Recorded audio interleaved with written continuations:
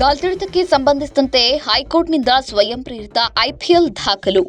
ಬೆಂಗಳೂರಿನಲ್ಲಿ ನಡೆದ ಕಾಲ್ತುಳಿತ ಪ್ರಕರಣಕ್ಕೆ ಸಂಬಂಧಿಸಿದಂತೆ ಹೈಕೋರ್ಟ್ ಸ್ವಯಂ ಪ್ರೇರಿತ ಸಾರ್ವಜನಿಕ ಹಿತಾಸಕ್ತಿ ಅರ್ಜಿ ಪಿಐಎಲ್ ದಾಖಲಿಸಿಕೊಂಡಿದೆ. ಆರ್ಸಿಬಿ ವಿಜಯೋತ್ಸವದ ಮೆರವಣಿಗೆ ವೇಳೆ ನಡೆದಂತಹ ಕಾಲ್ತುಳಿತದಲ್ಲಿ ಸಾವು ಸಂಭವಿಸಿರುವುದಕ್ಕೆ ಯಾರು ಹೊಣೆ ಎಂಬ ಬಗ್ಗೆ ಈಗ ಹೆಚ್ಚಿನ ತನಿಖೆಯನ್ನ ಚುರುಕುಗೊಳಿಸಲಾಗಿದೆ.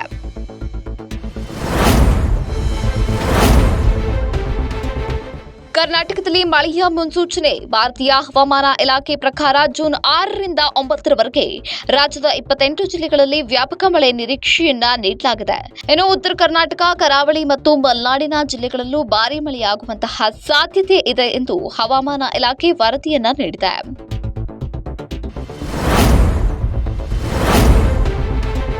ಬಕ್ರೀದ್ ಹಬ್ಬದ ಆಚರಣೆಗೆ ಸಂಚಾರ ನಿರ್ಬಂಧ. ಜೂನ್ 7ರಂದು ಬಕ್ರೀದ್ ಹಬ್ಬದ ಪ್ರಯುಕ್ತ ಬೆಂಗಳೂರಿನ ಚಾಮರಾಜಪೇಟೆ ಸೇರಿದಂತೆ ಕೆಲವು ಮಾರ್ಗಗಳಲ್ಲಿ ವಾಹನ ಸಂಚಾರವನ್ನು ತಾತ್ಕಾಲಿಕವಾಗಿ ನಿರ್ಬಂಧಿಸಲಾಗಿರುವುದರಿಂದ ಸಂಚಾರಕರು ಈ ಮಾರ್ಗವನ್ನು ಹೊರತುಪಡಿಸಿ ಬೇರೆ ಮಾರ್ಗದಲ್ಲಿ ಸಂಚಾರವನ್ನು ಸುಗಮಗೊಳಿಸಬೇಕು ಎಂದು ಈಗಾಗಲೇ ಮುನ್ಸೂಚನೆಯನ್ನ ನೀಡಲಾಗಿದೆ.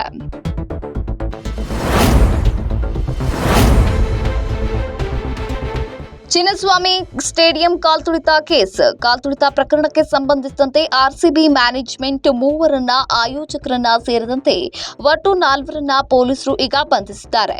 ಇನ್ನು ಇದೇ ಪ್ರಕರಣದಲ್ಲಿ ಗುರುವಾರ ಕೆಲ ಪೊಲೀಸ್ ಅಧಿಕಾರಿಗಳನ್ನ ಅಮಾನತು ಮಾಡಲಾಗಿದ್ದು, ಸರ್ಕಾರದ ಈ ನಡೆಗೆ ಭಾರೀ ಆಕ್ರೋಶ ಮತ್ತು ವಿರೋಧವು ವ್ಯಕ್ತವಾಗ್ತಾ ಇದೆ.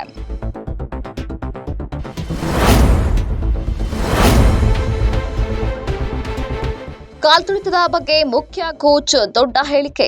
ಭಾರತ ವರ್ಸಸ್ ಇಂಗ್ಲೆಂಡ್ ಟೆಸ್ಟ್ ಸರಣಿಗೂ ಮುನ್ನ ಮುಖ್ಯ ಕೋಚ್ ಗಂಭೀರ್ ಮತ್ತು ನಾಯಕ್ ಗಿಲ್ ಪತ್ರಿಕಾಗೋಷ್ಠಿ ನಡೆಸಿದ್ರು.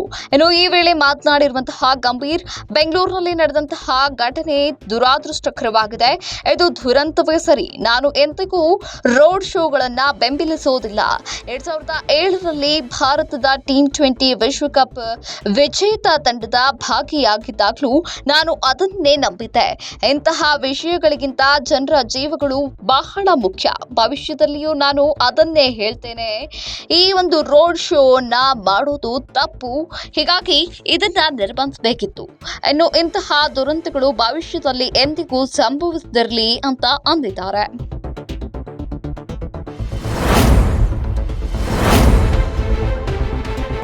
ಕಾಲ್ತುಳಿತದ ವಿರುದ್ಧ ಸರ್ಕಾರ 6 ಆದೇಶವನ್ನ ಹೊರಡಿಸಲಾಗಿದೆ.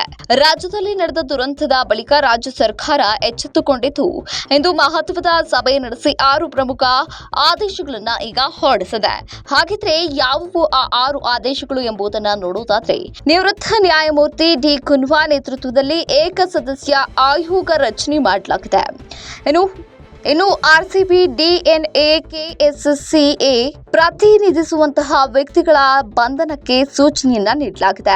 ಹಾಗೆ ಬೆಂಗಳೂರು ಪೊಲೀಸ್ ಆಯುಕ್ತ ಬಿ ದಯಾನಂದ್ ಅವರನ್ನ ಅಮಾನತು ಮಾಡಲಾಗಿದೆ. ಕಬ್ಬನ್ ಪಾರ್ಕ್ ಠಾಣೆಯಲ್ಲಿ ದಾಖಲಾದಂತಹ ಎಫ್ಐಆರ್ ಸಿಐಡಿಗೆ ವರ್ಗಾವಣೆಯನ್ನ ಕೋರಲಾಗಿದೆ. ಇನ್ನು Cubbon Park police inspector, ACP, central DCP, cricket stadium in-charge ಕೂಡ ಅಮಾನತುಗೊಂಡಿದ್ದಾರೆ. ಇನ್ನು ಸಿಪಿಐ ಹೆಚ್ಚುವರಿ ಪೊಲೀಸ್ ಆಯುಕ್ತರನ್ನ ಕೂಡ ಸರ್ಕಾರ ಅಮಾನತು ಮಾಡಿದೆ.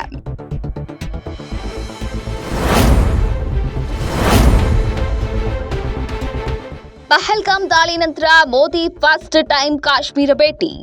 ಪಹಲ್ಗಾಮ್ ಭಯೋತ್ಪಾದಕ ದಾಳಿಯ ನಂತರ ಪ್ರಧಾನಿ ನರೇಂದ್ರ ಮೋದಿ ಇಂದು ಮೊದಲ ಬಾರಿಗೆ ಜಮ್ಮು ಮತ್ತು ಕಾಶ್ಮೀರಕ್ಕೆ ಭೇಟಿ ನೀಡಲಿದ್ದಾರೆ. ಇಲ್ಲಿ ಪ್ರಮುಖ ಮೂಲಸೌಕರ್ಯ ಉದ್ಘಾಟನೆಗಳು ಮತ್ತು ಅಭಿವೃದ್ಧಿ ಯೋಜನೆಗಳಿಗೆ ಶಂಕುಸ್ಥಾಪನೆಯನ್ನ ನೆರವೇರಿಸಿ ಕಾಶ್ಮೀರವನ್ನ ಸೀದಾ ದೇಶದ ಉಳಿದ ಭಾಗದ ಜೊತೆ ಸಂಪರ್ಕಿಸುವ ರೈಲು ಸೇವೆಗೆ ಪ್ರಧಾನಿ ಮೋದಿ ಅಧಿಕೃತವಾಗಿ ಚಾಲನೆಯನ್ನ ನೀಡಲಿದ್ದು, ಜಮ್ಮುವಿನಿಂದ ಸೀದಾ ಕಾಶ್ಮೀರಕ್ಕೆ ರೈಲು ಸಂಪರ್ಕಕ್ಕೆ ಕೂಡ ಈಗ ಚಾಲನೆಯನ್ನ ನೀಡಲಾಗಿದೆ.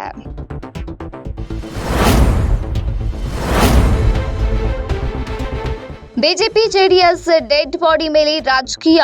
ಚಿನ್ನಸ್ವಾಮಿ ಸ್ಟೇಡಿಯಂ ಬಳಿ ಕಾಲ್ತುಳಿತದಿಂದ ಈಗಾಗಲೇ 11 ಜನರು ಪ್ರಾಣ ಬಿಟ್ಟಿದ್ದು, ಕೆಲವರು ಗಂಭೀರವಾಗಿ ಗಾಯಗೊಂಡಿದ್ದಾರೆ. ಸದ್ಯ ಇದು ರಾಜಕೀಯ ಸ್ವರೂಪ ಪಡೆಯುತ್ತಿದ್ದು, ಡರ್ಟಿ ಪಾಲಿಟಿಕ್ಸ್ ಮಾಡ್ತಾ ಇದೆ ಬಿಜೆಪಿ ಜೆಡಿಎಸ್. ಯಾವತ್ತಿದ್ರೂ ಡೆಡ್ ಬಾಡಿ ಮೇಲೆ ರಾಜಕೀಯ ಮಾಡ್ತಾರೆ ಅಂತ ಡಿಸಿಎಂ ಡಿಕೆ ಶಿವಕುಮಾರ್ ಅವರು ಹೇಳಿಕೆಯನ್ನ ನೀಡಿದ್ದಾರೆ.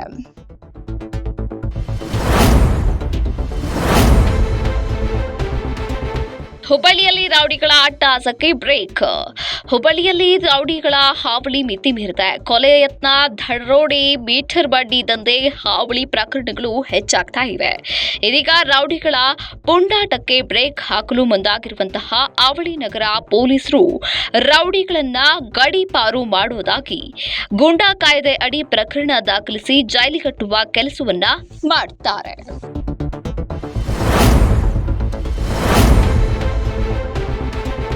ಸರಿಗಮಪ ಸೀಸನ್ 21ರ ವಿನ್ನರ್ ಪಟ್ಟ ಯಾರ ಪಾಲು? ಕನ್ನಡ ಸರಿಗಮಪ ಸೀಸನ್